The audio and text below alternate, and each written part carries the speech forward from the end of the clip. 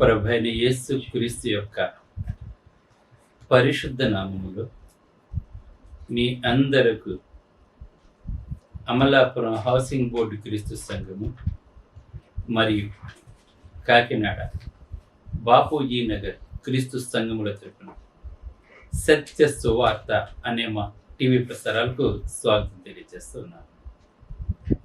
ఇవాళ ధ్యానాంశం ఏంటంటే సామెతల గ్రంథం 16వ అధ్యాయం 3వ వచనం.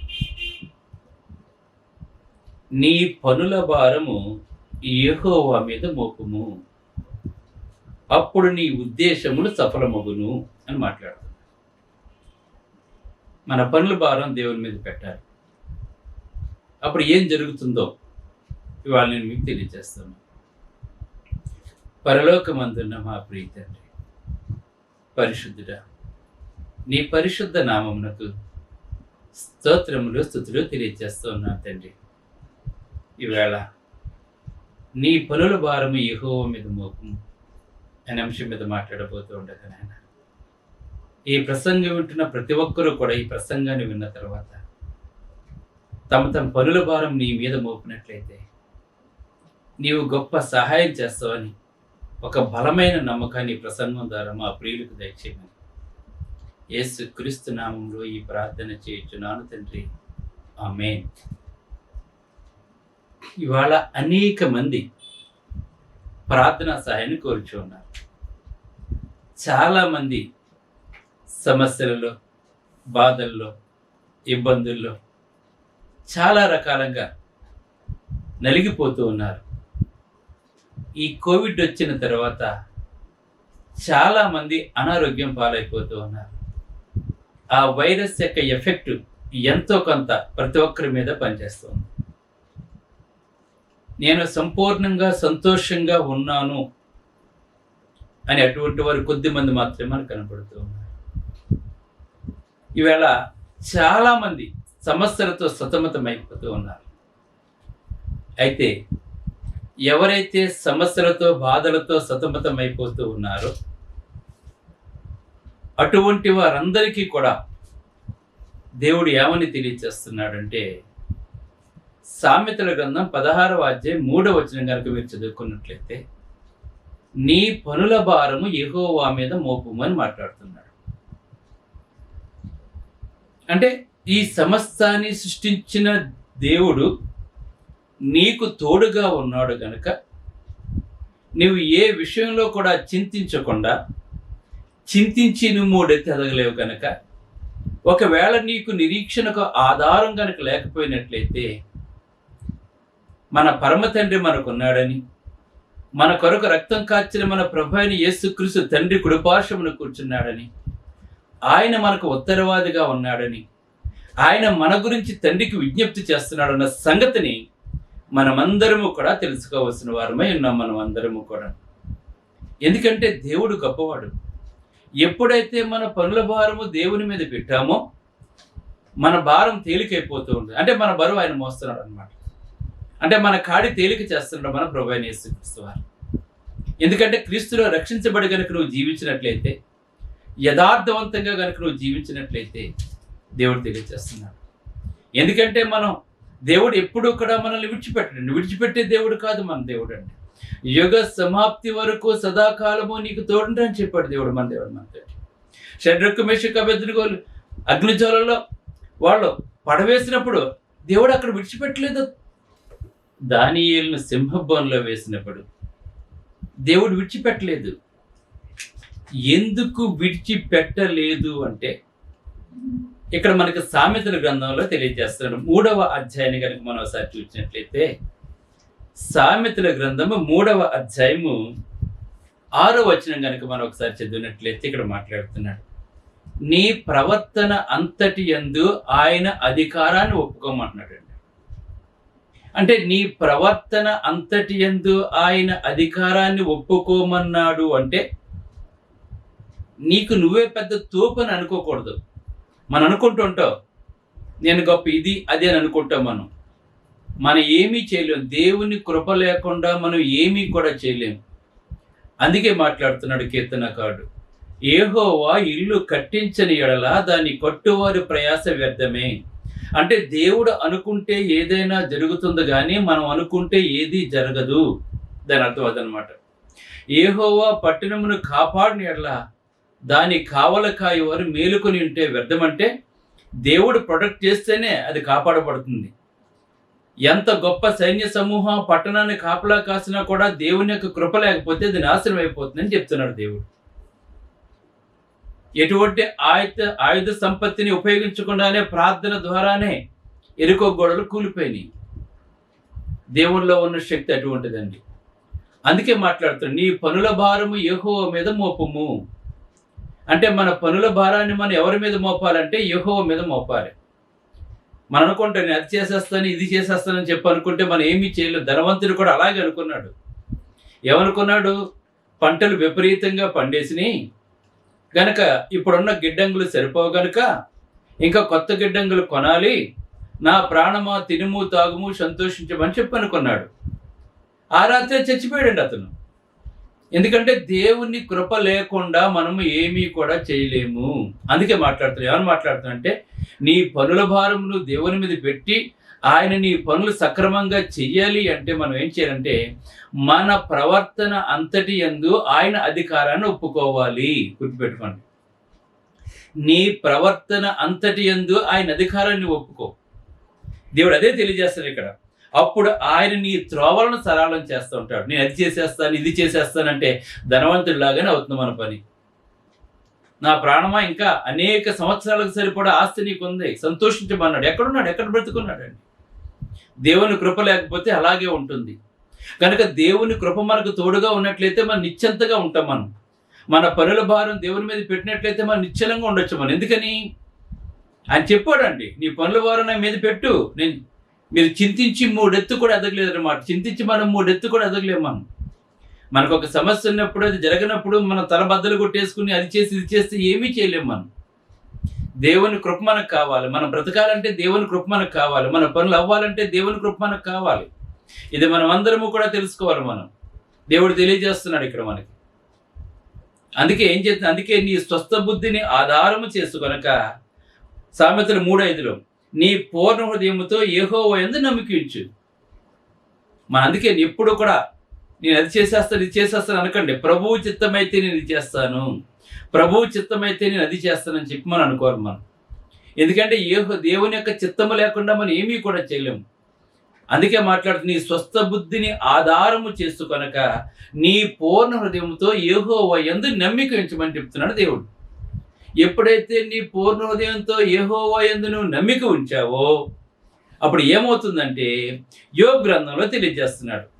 యోబు గ్రంథము 22వ అధ్యాయము 28వ వచనం కనుక మనం చూసినట్లయితే అక్కడ మాట్లాడుతున్నాడు. ఎవరు మాట్లాడుతున్నాడు? యోబు 22:28 మరియు నీవు దేనినైనా యోచన చేయగా అది నీకు స్థిరపరచబడని మాట్లాడుతున్నావు. అంటే నువ్వు ఏదైతే అనుకున్నావో, నువ్వు దేని గురించి అయితే దేవునికి ప్రార్థన చేస్తావో, నీ భారం దేని గురించి అయితే దేవుని మీద పెట్టావో, ఇక్కడ ఏం మాట్లాడుతున్నారు?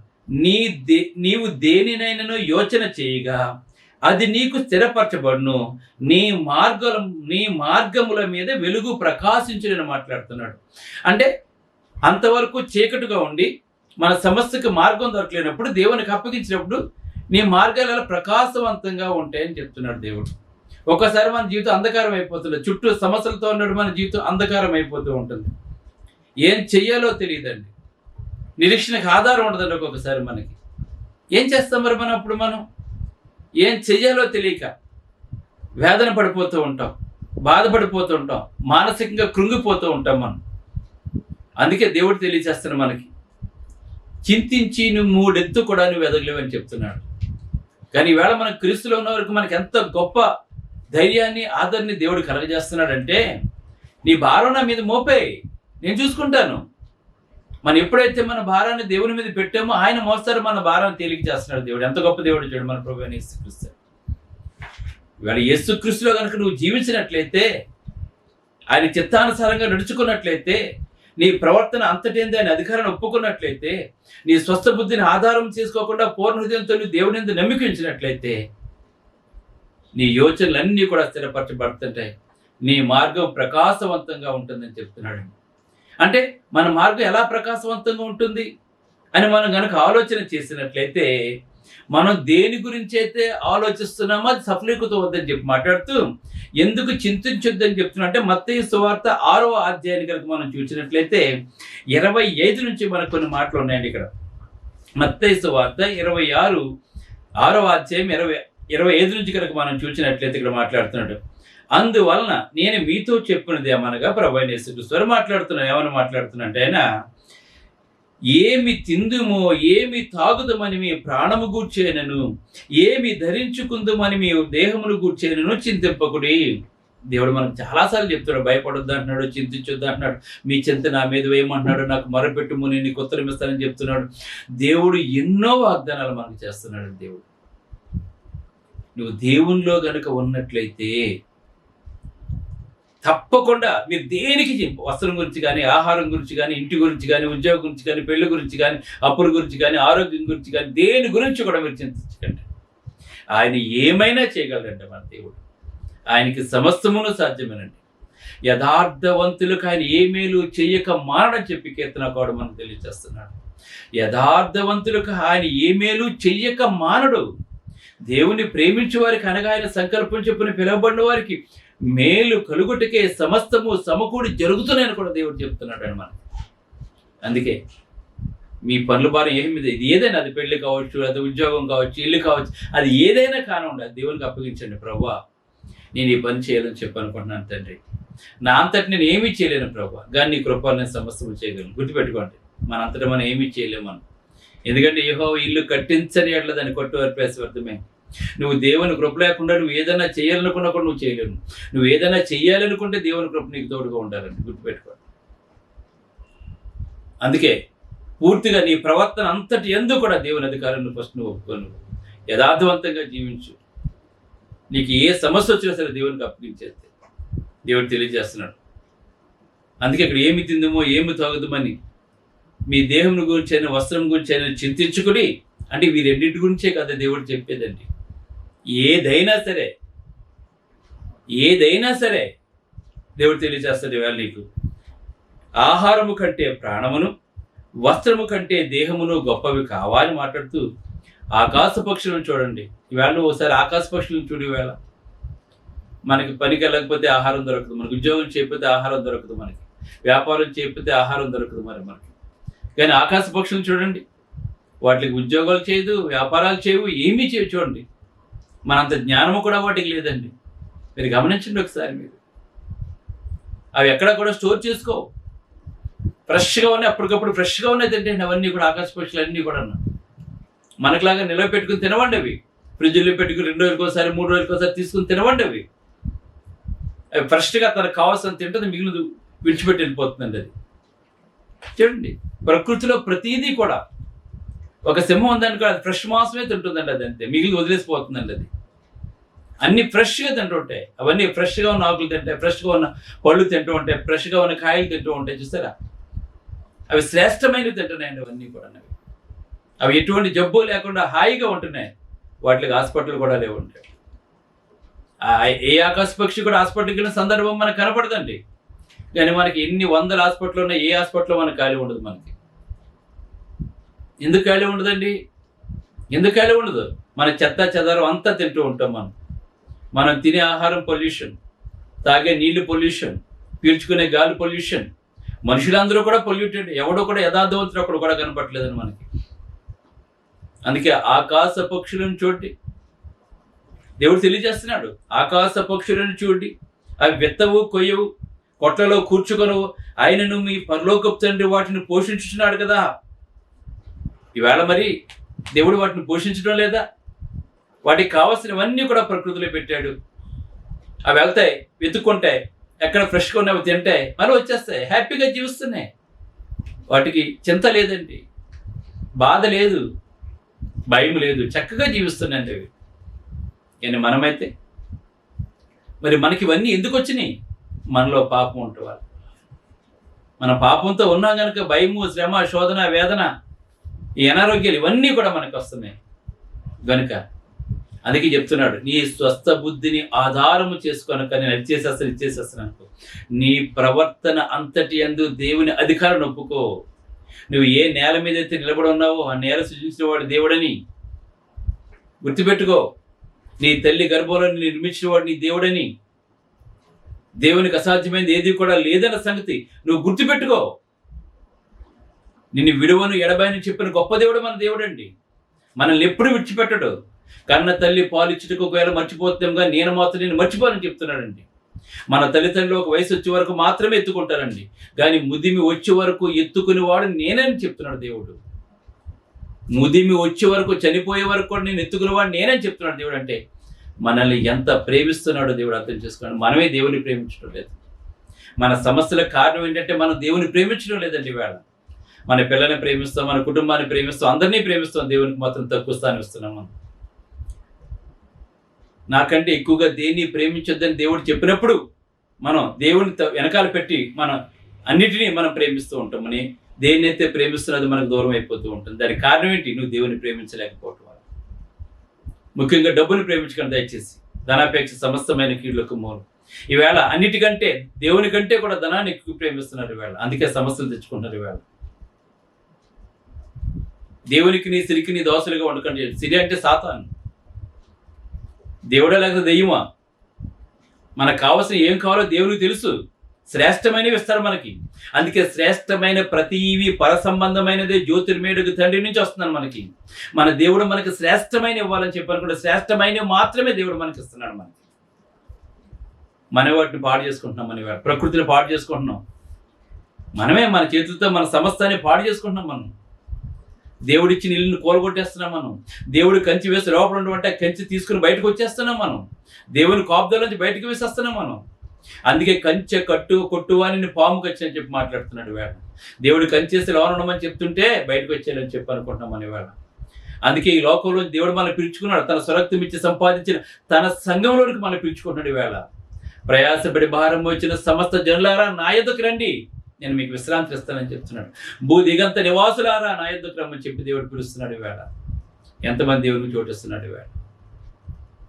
మన ప్రతి అక్కర తీర్చగలిగిన దేవుడు ఒక్కడే. అందుకే ఆకాశ పక్షులను చోటి విత్తవు కొయ్యవు కొట్లలో కూర్చుకొను ఆయనను పరలోకపు తండ్రి వాటికి అనుగ్రహిస్తున్నాడు. మీరు వాటికంటే శ్రేష్ఠులు కాని వేళ. వాటికి ప్రాణం మాత్రం ఉన్నాయి, మనకు ఆత్మ కూడా ఉందండి వేళ. దేవుడు ఏ ఆత్మనైతే కలిగి ఉన్నాడో ఆత్మను మనం కలిగి ఉన్నాం. దేవుని పోలిక దేవుని స్వరూపంలో ఉన్నాం. మనం ఈ లోకంలో ఉన్న వాటి అన్నిటికంటే కూడా అత్యధికం మనమే వేళ. మళ్ళా తిరిగి మన దేవుని దగ్గరికి వెళ్ళే వాళ్ళం కూడా మనమే. అందుకే దేవుడు చెప్తున్నాడు, ఆకాశ పక్షులు చూడండి, విత్తవు కొయ్యవు కొట్లలో కూర్చుని అన్నీ సరే ఏం చేస్తున్నావు అవి? వాటికి దేవుడు ఆహారం సిద్ధపరచలేడా? అలాగే మన అక్కల దేవుడు తీర్చలేడా? తీర్చుతాడు. గమనించండి. వాటికంటే మీరు శ్రేష్ఠులు కారా అని చెప్పి ఇక్కడ దేవుడు అడుగుతున్నాడు. ఇక్కడ ఇంకా మీలో ఎవడు చింతించడం వల్ల మూడు ఎత్తిదిగుతాడని అడుగుతున్నాడు వేళ. వాళ్ళకి సమస్య ఉంది, కరెక్టే. నువ్వు చింతించేస్తే నువ్వు పని అయిపోద్దా? చింతించేస్తే నీకు ఆకాశంలో తెరవబడిపోయి నీకు కురిపించేస్తుందా? చింతించడం వల్ల మనకి ఏమి జరగదండి. నువ్వు దేవునికి ప్రార్థన చేస్తే నీవు రక్షించబడితే, దేవుని యొక్క సంఘంలో ఉన్నట్లయితే, పరిశుద్ధాత్మనే వరం నీకు ఉన్నట్లయితే, నీ పేరు జీవగ్రంథంలో వ్రాయబడి ఉన్నట్లయితే, నువ్వు యథార్థవంతంగా జీవిస్తున్నట్లయితే, నీ ప్రవర్తన అంతటి దేవుని అధికారాన్ని ఒప్పుకున్నట్లయితే, నువ్వు ప్రార్థన చేసిన ప్రతిసారి కూడా ఆకాశం నీ కొరకు తెరవబడుతుందండి. గుర్తుపెట్టుకోండి, ఆకాశం నీ కొరకు తెరవబడుతుంది. ప్రార్థన ఇచ్చి ద్వారా మనం దేవుని వద్దకు వెళ్ళిపోతున్నాం. మనం దేవుని సమక్షంలోకి వెళ్ళిపోతున్నాం. మనం అందుకే ఎక్కడైతే ఇద్దరు ముగ్గురు నా నామమును కొడుకులు ఉంటారు అక్కడనే ఉంటారని చెప్పాడు దేవుడు. గమనించండి, మన పిరికివారు కాదు, మనం సమస్యలు వస్తే పారిపోయేవాళ్ళం కాదు, మనం ఎదురీడి పోరాడేవాళ్ళం. మనం క్రైస్తవ్యం అంటే నీవు గెలిపించేవాడు దేవుడు, గెలిచేది మనం అండి. ఎందుకంటే ప్రాకారంలో బద్దలు కొట్టేవాడు ముందు వెళ్ళిపోతుండే, వెనకాల నడుస్తున్నాం. మనం జీవము గల దేవుని సన్నిధిలో ఉన్నాం. మన వేళ మనం ఏది నీకు ఎంత మాత్రం హాని చేయదని చెప్తున్నాడు దేవుడు. అందుకే చింతించి ఇక్కడ చెప్తున్నాడండి, మీలో ఎవడు చింతించడం వల్ల తన ఎత్తు మూడు ఎక్కువ చేసుకోగలడండి? ఏమైనా చేసుకోగలవా? దేవుని కృప లేకుండా నువ్వు ఏమైనా చేయగలవా? చింతించేస్తే నీ పనులు అయిపోతాయని చెప్పి అనుకున్నావు. చింతిస్తే నీకు ఏమి అవ్వదు నీకు. అందుకే దేని గురించి కూడా దేవుడు చింతించొద్దని చెప్తున్నాడు. ఇంకా అడవి పువ్వుల గురించి మాట్లాడుతున్నాడు దేవుడు. ఏమని మాట్లాడుతున్నాడంటే, అడవి పువ్వులు ఎలాగూ ఎదుగుచున్నవో ఆలోచించుటి. అవి కష్టపడవు, వడకవు, అయినను తన సమస్త వైభవముతో కూడిన సొలొమోను సైతము వీటిలో నొకదాని వలనైనను అలంకరింపబడలేదు. నేడుండి రేపు పొయ్యిలో వేయబడి అడవి గడ్డిని దేవుడు ఎలాగో అలంకరించినట్లా. చూడండి, వాళ్ళు కంపేర్ చేస్తున్నట్టు వేళ అడవి పువ్వులను చూడండి, అవి ఎంత బాగుంటాయి. చాలా చూడటానికి చాలా ముచ్చటగా ఉంటాయి. ఏ పువ్వు అయినా సరే చాలా చూడటానికి చాలా ముచ్చటగా ఉంటాయి. పూల తోటలోకి వెళ్తే మన మనసు అంతా కూడా ఒక చక్కగా ఒక మంచి అనుభూతి పొందుతూ ఉంటుంది. అక్కడ చక్కటి పరిమళము, మన కన్నులకు చక్కటి రంగురంగుల పువ్వులు మనల్ని ఎంతగానో ఆకర్షిస్తూ ఉంటాయండి. అన్నిటికంటే ఇక్కడ చూడండి, గడ్డి పువ్వులు, అడవి పువ్వులు చూడండి, అవి ఎంత బాగుంటాయి. అవి నేడుండి రేపు పొయ్యిలో పడేసి ఈ పువ్వులకే దేవుడు ఇంత అలంకరణ ఇచ్చినట్లయితే, చూడండి దేవుడు వాటికి అంత వైభవం ఇచ్చినట్లయితే, సొలొమోను కూడా వాటికి ఉన్నది మనకు లేదని చెప్పి మాట్లాడుతూ మీరు నిశ్చయముగా చూడండి, మీరు అంతకంటే ఎక్కువ కదా అని చెప్పి మాట్లాడుతున్నాడు. ఒకవేళ నువ్వు గనక దేని గురించైనా చింతించినట్లయితే, నువ్వు దేవుని మీద భారం పెట్టలేదంటే, దేవుడు ఏమన్నంటే అన్యజనులు వీటి విషయమై విచారింతురు. అంటే ఏంటి? అన్యజనులు విచారించాలి, నాకు అది లేదు ఇది లేదని చెప్పేసి. ఈ సృష్టిని అంతా చేసినవాడు మన తండ్రి. ఈ సృష్టిని చేసిందే మన కొరకు. దేవుని బిడ్డలం, దేవుని వారసులం మనం. ఎక్కడ కానీ పరలోకంలో కానీ ఎక్కడైనా సరే మనం దేవుడు మన కొరకే చేశాడు సృష్టి. కనుక ఇది మనం మర్చిపోకూడదండి. మనం కనుక అన్యజనులు వీటన్నిటి విషయమే విచారించురు. ఇవన్నీ మీకు కావాలని మీ పరలోకపు తండ్రికి తెలియను. కనుక నీకు ఏం కావాలో నీ పరలోకపు తండ్రికి తెలుసు. నువ్వు చింతించేసి బాధపడిపోయి ఇంకా నువ్వు ఏదేదో చేసేకు. ఇంకా ఏమని మాట్లాడుతున్నా అంటే, ఆయన దేవుడు ఇవన్నీ కావాలని చెప్పి మీ పరమ తండ్రికి తెలియను. కాబట్టి మీరు మొదట మనం చేయవలసింది ఏంటంటే ఆయన నీతిని, ఆయన రాజ్యాన్ని వెతకాలమ్మా. మనకి మన ఆలోచనల సఫలీకృతం కావాలన్నా, మన కోరికలు తీరాలన్నా, మనం అడిగినది దేవుడు మనకి ఇవ్వాలన్నా కూడా మనం ఏం చేయాలంటే మొట్టమొదటిగా మనం చేయమన్నది ఏంటంటే ఆయన నీతిని, ఆయన రాజ్యాన్ని ఫస్ట్ వెతకండి. మీరు రక్షించబడి ఆయన యొక్క సంఘం, నీతి అంటే క్రీస్తు, రాజ్యం అంటే సంఘము. నువ్వు రక్షించబడి దేవుడు స్థాపించిన సంఘంలో నీవు ఉండు. ఆ ప్రతి ఆదివారం ఆత్మతో సత్యముతో ఆరాధించు. ప్రార్థన యందు, సహవాసమందు, రొట్టివిచ్చినందు, వాక్యమందు ఎడతెక్క నువ్వు జీవించు. నువ్వు ఇలా జీవించినప్పుడు తప్పకుండా దేవుడు నీకు ప్రతి అక్కర తీస్తాడు. నీ భారం యెహోవా మీద పెట్టే. అప్పుడు నీ కాడి తేలికైపోతుంది, నీ మనసు తేలికైపోతూ ఉంటుంది. ఆయన ఏమైనా చేయగలడు దేవుడు. ఆయన చేయలేదంటూ ఏది లేదు. అందుకే ఫిలిప్పీయులకు రాసిన పత్రిక 4:6 దేని గూర్చియు చింతింపకుడు గాని ప్రతి విషయములోనూ ప్రార్థన విజ్ఞాపనల చేత కృతజ్ఞతాపూర్వకంగా మీ విన్నపములు దేవునికి తెలియచేయండి. చింతించమని చెప్పట్లేదండి. నీకు ఏమైతే కావాలో దాని గురించి దేవుడు ఏం చేయమని చెప్తున్నాడంటే, దేనిని గూర్చి చింతింపకుడు గాని ప్రతి విషయములోనూ ప్రార్థన విజ్ఞాపనముల చేత కృతజ్ఞతాపూర్వకంగా మీ విన్నపాలు దేవునికి తెలియచేయండి. అప్పుడు సమస్త జ్ఞానమునకు మించిన దేవుని సమాధానము యేసు క్రీస్తు వలన మీ హృదయములకును తలంపులకును కావలి ఉంటుంది. కనుక నీకు ఏదైనా అవసరమైతే కృతజ్ఞతాపూర్వక ప్రార్థన చేయి. అప్పుడు దేవుని యొక్క సమాధానం హృదయములకు తలంపులకు కావలి ఉంటుంది. అప్పుడు ఏం చేయాలో, ఎలా జరగాలో దేవుడే నీకు తెలియచేస్తానని చెప్పి దేవుడు తెలియచేస్తున్నాడు. కనుక నీ పనుల భారం యెహోవా మీద పెట్టు. నీ ప్రవర్తన అంతటి దాని అధికారాన్ని ఒప్పుకో. తప్పకుండా నీ ప్రతి సమస్యను కూడా దేవుడు తీర్చగలడు. బలమైన విశ్వాసాన్ని కలిగి జీవించు. విశ్వాసంతో ప్రార్థన చేస్తుంది. పరలోకమందున్న మా ప్రియ తండ్రి, పరిశుద్ధుడా, నీ పరిశుద్ధ నామమునకు స్తోత్రములు తండ్రి. ఇంతవరకు తండ్రి చెప్పబడిన వాక్యానికి నీకు స్తోత్రాలు. మా ప్రియులందరూ ఈ వాక్యం విని బలపడి చింతించకుండా నీ మీద వేసినట్లయితే ప్రభా, నీవు తప్పకుండా సహాయం చేస్తావని, యేసుక్రీస్తు యొక్క జ్ఞానం మా హృదయములకు తలంపులకు కావలుండేలా చేసి ఒక మంచి మార్గంలో మమ్మల్ని నడిపిస్తావని నా ప్రతి అక్కర తీసుకొని మేము నమ్ముచుడుగా మా కొరకు నీ కుమారుడు ప్రాణం పెట్టేశాడు తండ్రి. మేము అడిగే ఎంత ప్రభా. కనుక ఆకాశ పక్షుల కంటే మేము శ్రేష్ఠులం తండ్రి. అవి వెత్తవు కొయ్యి అయినా సరే వాటికి సమస్తాన్ని దయచేస్తాను. అడిగి ఎలాగుండి అలా పొయ్యిలో పడిపోతుంది తండ్రి. ఆ ఒక్కరోజు 2 రోజులు ఉండి దానికి అంత భాగ్యాన్ని ఇచ్చినట్లయితే మేము అంతకంటే శ్రేష్ఠులు అని మేము తెలుసుకుని ధైర్యాన్ని కలిగి ప్రతి విషయంలోనూ విజయం సాధిస్తూ విశ్వాసంలో కత్తి దాన్ని కొనసాగించి యేసు వైపు చూచి మా జీవనాత్మలో మమ్మల్ని ముందుకు నడిపించమని క్రీస్తున్నాను వేడుకుంటున్నాం తండ్రి. ఆమేన్. మీ అందరికీ బ్రదర్ జార్జ్ రాజు వారా, church of Christ, housing board, Amalapuram, near KIMS medical college, Konaseema district, 533201. Mobile number 9848730355, 929331747. Email ID georgerajuvara@gmail.com. Website www.helpingforpoor.com.